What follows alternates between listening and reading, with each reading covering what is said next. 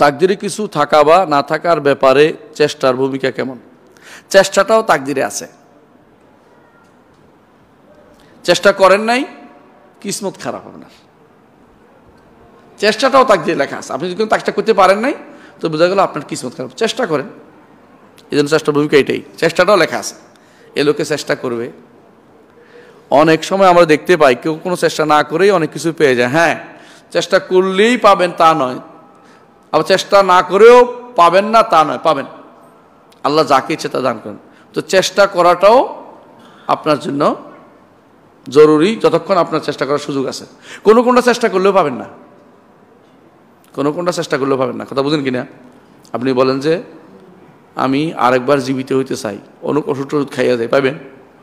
আর পাবেন না। মরবেন, আর জীবিত হইতে পারবেন না। এখন আখেরাতে একবারে উঠবেন। তো চেষ্টা করলেই সব হয় না, চেষ্টা বন্ধ করা যায় না। কারণ আল্লাহ শিখিয়ে দিয়েছে আমাদেরকে, ওয়া আল্লাহ ইসাইল ইনসান ইল্লা মা সা, মানুষ সেটাই তার জন্য থাকবে যা সে চেষ্টা করে। কখনো আল্লাহর পক্ষ থেকে দয়া দিয়ে দিয়েছেন তিনি, এটা বিশেষ রহমত। যেমন কারো আখলাক ভালো দিয়েছেন, আল্লাহ বিশেষভাবে দিয়ে দিয়েছেন। আরেকজন কেউ চেষ্টা করে আখলাক ভালো করে, বুঝলেন কিনা? কেউ আসে, আল্লাহ তাআলা তাকে এমন চরিত্র দিয়েছে যে আপনি ঈর্ষা করেন যে এর মধ্যে হইতে পারতাম। এটা আল্লাহ দিয়ে দিচ্ছে তাকে, আল্লাহ খাস রহমত। যালিকা ফাদলুল্লাহি ইউতিহি মান ইয়াশা, আল্লাহর বিশেষ ফজিলত, যাকে ইচ্ছে তাকে দান করেন।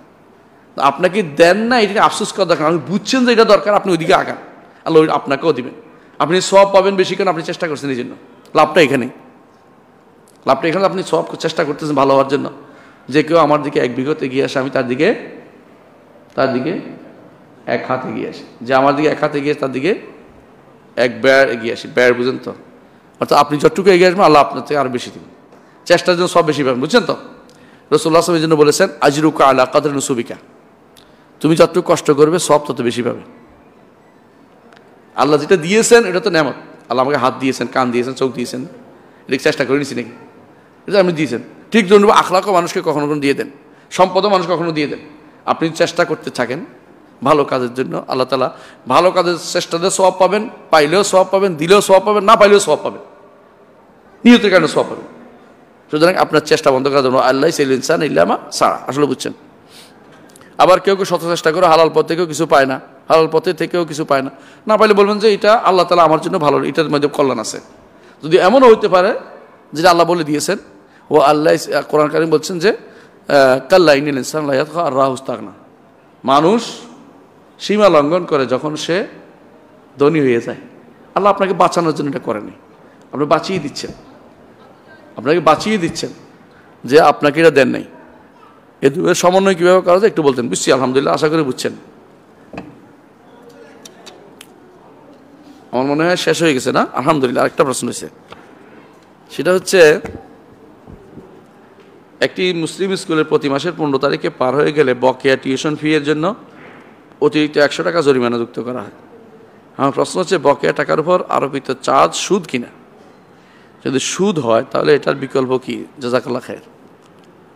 বিকল্প প্রথমত এটা সুদ না, জরিমানা সুদ না, জরিমানা হচ্ছে অর্থদণ্ড বলে এটাকে, আর্থিক শাস্তি।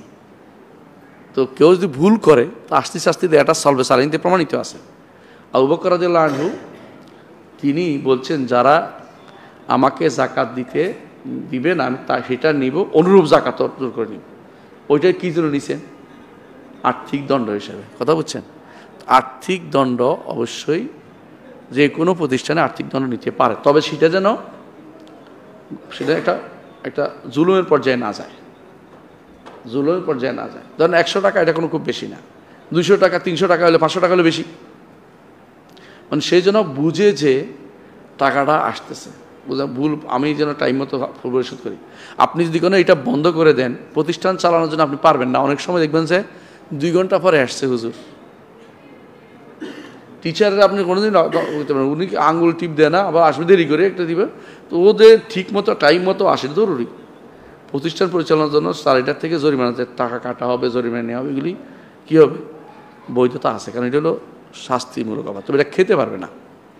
শর্ত হচ্ছে এটা যিনি কাটছেন প্রিন্সিপালও খেতে পারবেন না, অথবা প্রতিষ্ঠান দাতারাও খেতে পারবেন না। এটা কি করতে হবে? এটাকে জনকল্যাণমূলক খাতে দিয়ে দিতে হবে। এইটা হচ্ছে জরিমানা। যদি নিজে খায় তো এটা হারাম হয়ে যাবে, তো তার মধ্যে লোভ চলে আসবে যে আমি এইটার জন্য অপেক্ষায় থাকবো, একদিন দেরি হলে তো আজ মজা পাবে, এটা হবে না। আপনার চিন্তা থাকবে যে মানুষ যেন নিয়মে আসে, এই উদ্দেশ্য।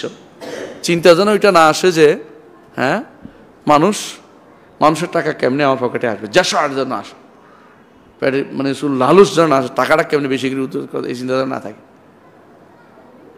তো এই জন্য চেষ্টা করবেন